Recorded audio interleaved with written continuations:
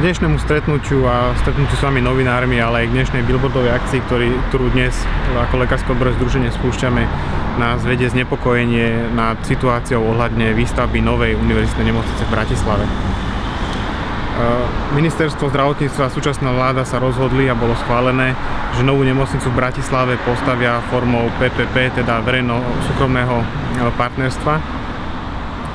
A chceme zdôrazniť, že ide o veľmi zásadný krok v celej gestii Ministerstva zdravotníctva na najbližšie 10 ročia, ktoré ovplyvní zdravotníctvo na najbližšie 10 ročia. Práve preto situáciu berieme vážne a žiadali sme už od začiatku, odkedy sa o téme rozpráva, žiadali sme ministerku o stretnutie pred vyše rokom. Žiaľ, pani ministerka sa s nami nestretla v tejto téme a napriek našim opakovaným urgenciám sa nám podarilo vybaviť len jedno stretnutie na ministerstve zdravotníctva a bolo to s riaditeľom Inštitútu zdravotnej politiky ministerstva zdravotníctva s pánom Poprockým. Toto stretnutie musím povedať, že nás sklamalo, pretože sme nedostali odpoveď na väčšinu otázok k tomuto projektu a na väčšinu otázok sme dostali odpoveď, informácia je utajená, podlieha utajeniu alebo tieto veci budú ešte prerokované s investorom, s bankami. My ako lekári máme skúsenosti a kontakty na zahraničné nemocnice, často aj osobné skúsenosti pracovné aj s niektorými nemocnicami, ktoré sú postavené formou PPP. A tieto informácie, ktoré máme zo zahraničia, boli potvrdené aj na tomto stretnutí ministerstva zdravotníctva, kde prvá informácia od pána Poprockého bola, že skúsenosti s PPP nemocnicami sú v zahraničí väčšinou negatívne. Najväčšie skúsenosti o zahraničí s PPP nemocnicami má Veľká Británia, kde sú tieto projekty nemocníc retrospektívne vyhodnotené ako predražené, často až 12-násobne. Samozrejme, keďže téma je vážna, žiadali sme o stretnutie aj pána prezidenta Andreja Kisku. Žiadali sme chceli sme sa s ním stretnúť s prosbou o pomoc, aby pomohol otvoriť verejnú diskusiu na túto tému, pretože táto verejná diskusia absolútne absentuje na Slovensku. Taktiež sa nám nepodarilo stretnúť s pánom prezidentom, hoci on pred voľbami vyhlásil, že zdravotníctvo bude jeho priorita. Nepodarilo sa nám s ním stretnúť a prezidentská kancelária nám dohodla len stretnutie s riaditeľom odboru vnútornej politiky, kde sme naše obavy, naše informácie a otázky adresovali, prezentovali, rovnako aj žiadosť o to, aby pán prezident Slovenskej republiky otvoril verejnú diskusiu k tomuto problému. Doteraz, hoci to stretnutie bolo pred vyše 2 mesiacmi, doteraz nedostali žiadnu odpoveď. A rovnako sme žiadali aj pána premiéra Fica, predsedu vlády, ktorá sa rozhodla takouto formou nemocnicu stavať, aby sa s nami stretol. Toto stretnutie pán premiér Fico odmietol s tým, že sa máme obrátiť na ministerstvo zdravotníctva. Ak to mám zhrnúť naše otázky a problémy, čo sa týka novej nemocnice, do 3 bodov, tak by sme vedeli zadefinovať 3 zásadné problémy a 3 zásadné otázky. Kto manažuje projekt? O výbere investora a projekte bude rozhodovať súčasné ministerstvo zdravotníctva, teda to samé ministerstvo, ktoré mlčalo pri viacerých závažných medializovaných kauzách, ako bol ozdravný plán kotolníka v Žiline, bielenie dokumentácie malého pacienta v Nitre, klamstvo riaditeľa v Nitre, medializované jeho rodinné prepojenia s vedúcou sekcie na úrade pre dohľad na zdravotnú starostlivosť. Kúpa luxusné limuzíny pre riaditeľa Košickej nemocnice, nevhodný prenájom parkovísk v nemocnici, predaj nemocničných pozemkov v Trnave a ďalšie kauzy, ktoré ministerstvo prešlo mlčaním. Preto si myslíme, že všetky tieto kauzy a hlavne to, ako sa k nim postavila pani ministerka, morálne diskvalifikujú tým súčasného ministerstva na takomto z pohľadu možnej korupcie rizikovom projekte, akým je PPP nemocnica. Jednoducho títo ľudia stratili dôveru. Ďalší okruh otázok je, prečo forma PPP. Vláda Slovenskej republiky vysvetľuje svoje rozhodnutie ísť formou PPP tým, že nechce zvyšovať dlh štátu, štátny rozpočet. Avšak PPP je forma, ako len na oko obísť zvýšenie štátneho dlhu, pretože vláda daňových poplatníkov reálne v konečnom dôsledku zadlží. A ak sa vláda tvári, že PPP nemocnicu postaví súkromník za 250 miliónov eur zo svojich súkromných financií, tak nehovorí pravdu, lebo túto stavbu splatia súkromníkovi daňoví poplatníci cez daňové odvody, cez zdravotné poistenie. Teda v konečnom dôsledku stavbu budovy, prevádzku nemocnice i štedrý zisk súkromníkovi zaplatia občania cez povinné zdravotné poistenie. Toto štát garantuje súkromníkovi, je to verejná informácia a dopredu známa. Štát garantuje súkromníkovi štedrú zmluvu so Všeobecnou zdravotnou poisťovňou štátnou. A tretí okruh otázok, čo bude súkromný investor spravovať. Máme za to, že ide o pokus na tej najdôležitejšej nemocnici na Slovensku, ktorá rieši tých najťažších pacientov, teda stavy, s ktorými si nevedia iné nemocnice na Slovensku rady. Ide o pokus na nemocnici, kde prebieha najdôležitejšia výuka väčšiny slovenských lekárov a kde je sústredená lekárska veda na Slovensku. Univerzitná nemocnica v Bratislave je nepochybne inštitúcia so strategickým významom pre štát. Ak je pre vládu priorita udržať v rukách strategické podniky, ťažko sa dá pochopiť, prečo chceš dať najdôležitejšiu nemocnicu na Slovensku do rúk súkromníkovi na 30 rokov.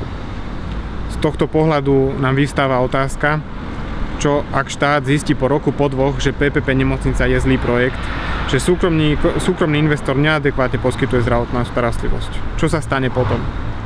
Na túto otázku nám nevedelo presvedčivo odpovedať ministerstvo ani pán riaditeľ Inštitútu pre zdravotnú politiku, pán Poprocký, ktorý to má na starosti.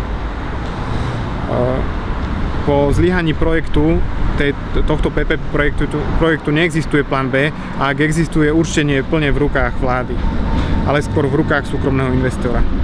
Nemusíme hovoriť, ako dopadla kauza prenajmu parkovísk, ako sme neustále ministerstvom presvedčaní, že hoci je zmluva nevýhodná pre nemocnicu, nedá sa s tým už nič robiť.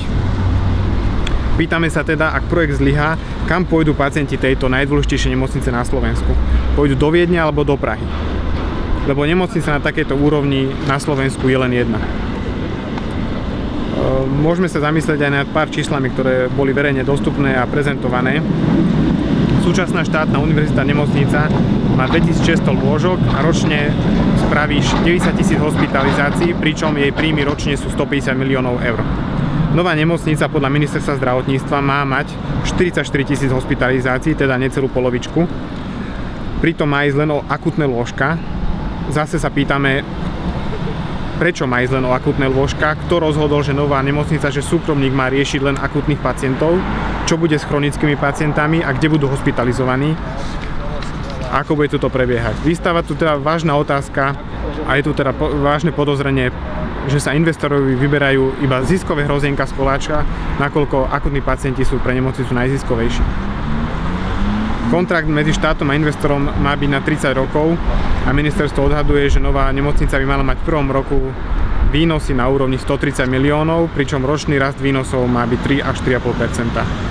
Ak nová nemocnica má spraviť polovicu hospitalizácií terajšej a pritom má dostať 130 miliónov eur, tak je to v podstate dvojnásobok na jednu hospitalizáciu, ktorú štát zaplatí súkromníkovi, oproti tomu, čo dnes platia poisťovne, aj štátna poisťovňa štátnej univerzitnej nemocnice v Bratislave na jednu hospitalizáciu. Máme za to a stávame sa k veci v tom zmysle, že nemocnica nie je len budova. Nemocnica sú predovšetkým lekári, sestry a ostatní pracovníci zdravotnícki, ktorí boli pri tvorbe tohto projektu od začiatku obídení. A rovnako bolo pri tomto projekte obídená verejnosť, daňoví poplatníci a občania tejto republiky, ktorí celý tento experiment a pokus na najdôležitejšej nemocnici zaplatia z vlastného vrecka.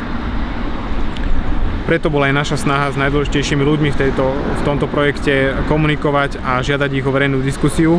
A keď sme neúspeli, rozhodli sme sa pre túto billboardovú kampaň a je to náš pokus, ako otvoriť diskusiu k tejto téme, pretože si myslíme, že snaha súčasného ministerstva o takúto novú nemocnicu nie je nič iné ako privatizácia zdravotníckeho sektoru pre súkromníka na 30 rokov.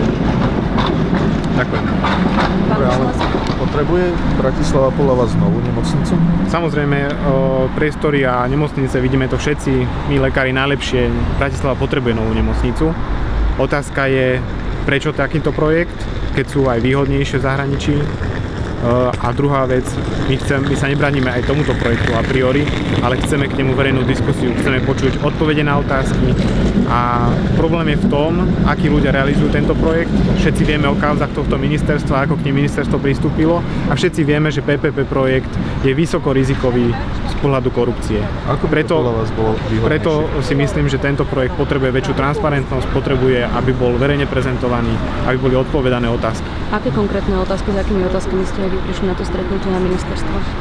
Pýtali sme sa, prečo je to najvýhodnejšia možnosť, aké sú takéto skúsenosti v zahraničí, že vyspelejšie krajiny, vyspelejšie demokracie si to neustrážili a projekty boli predražené a vyhodnotené ako predražené. Ako k tomu dokáže zabrániť Slovenská republika, kde tá korupcia je trošku na inej úrovni ako napríklad v Británii alebo Nemecku. Na tieto otázky nemáme odpoveď. Druhá vec je, a to pre mňa je tá najzákladnejšia, čo ak tento projekt zlyhá. Vyženie štát súkromníka z jeho vlastnej budovy a keď vyženie, kam pôjdu tí pacienti, ktorí inde nemôžu byť ošetrení ako bratislavské nemocnice, pretože táto nemocnica, opakujem, rieši najzávažnejšie stavy. Čiže ak správne chápem, tak vy vidíte najväčší problém v tom, že je to realizované cez PPP? Vidíme najväčší problém v tom, že chýbajú absolútne informácie a odpovede na otázky. Neprebehla žiadna diskusia k tejto téme. Vláda schválila tento zámer, pokiaľ si pamätáte, na rokovaní, kde bol aj sľub prezidenta, tak v absolútnej tichosti. Myslím, že väčšina občanov je vôbec prekvapená, že takýto projekt sa už rozbehol, už sa hľadajú investori a myslím, že to naberá veľmi rýchle obrátky na to, koľko je k tomu informácií. Tých billboardov máte koľko a kde? Začali sme s billboardovou kampaňou, sú umiestnené v všetkých dôležitých mestách hlavných, viacej v Bratislave, ale v každom hlavnom meste máme pri vstupe alebo výjazde z mesta umiestnený billboard. Ešte mi ide na neopýtať sa, vláda schválila ten utajený materiál v júni, to, že to pôjde cez PPP je avizované už dlhšiu dobu, takmer rok. Prečo sa ozývate teraz v októbri? My sme žiadali ministerstvo o stretnutie. Opakovane, už keď sa začalo minulý rok, ešte pred vyše rokom hovoriť o novej nemocnici, som osobne požiadal ministerku opakovane o stretnutie. Nemusí si ona nájsť na nás čas, ale kompetentní z ministerstva si mohli. Nebolo realizované až po našich x listoch, urgenciách. Nakoniec ministerstvo povolilo a stretlo sa s nami. Čakali sme ešte na pána prezidenta, ktorý vyhlásil, že zdravotníctvo bude pre ňo prioritu, preto sme čakali, že zasiahne v tejto téme, lebo sa to týka všetkých občanov a stavba tejto nemocnice, tento projekt naozaj ovplyvní naše zdravotníctvo na 20-30 rokov zásadným smerom. Čo si sľubujete ešte od tej kampane? V podstate už teraz vyberajú toho investora, na jeseň by mali vyhlásiť verejné obstarávanie. Žiadame k tomu verejnú diskusiu a zodpovedať isté otázky. Chceme počuť, aké mechanizmy sú nastavené na to, aby nedošlo ku korupčným kauzám, ktoré vidíme v televízii každodenne pri všetkých verejných obstarávaniach. A nemusím tu spomínať všetky kauzy ministerstva v nemocniciach, kúpu operačných stolov na 500-kilových pacientov a podobne, ktoré tu nikto nedoriešil a ministerka k tomu nepovedala ani jedno písmeno. Skôr som myslela, či táto aktivita neprišla tak o 5 minút 12 z vašej strany, keď už. Snažili sme sa vec riešiť najprv s kompetentnými a s takýmto zúfalým pokusom billboardovou kampaňou prichádzame až potom, keď sme vyčerpali všetky iné ostatné možnosti. Prečo práve billboardová kampaň? Ako myslíte si, že to je ten najefektívnejší spôsob, ako donútiť kompetentným dialógu? Ak mi poviete efektívnejší, tak som pripravený. Na Slovensku máme tú smolu, že reálna opozícia na Slovensku neexistuje. Preto nie je tej sily, ktorá by v parlamente povedala vládnucej strane, že chce počuť isté odpovede, isté otázky. Myslím si, že posledná sila, ktorá na Slovensku zostáva a môže klásť vláde otázky, sú občania a verejná mienka. Ďakujeme pekne. Nech sa páči.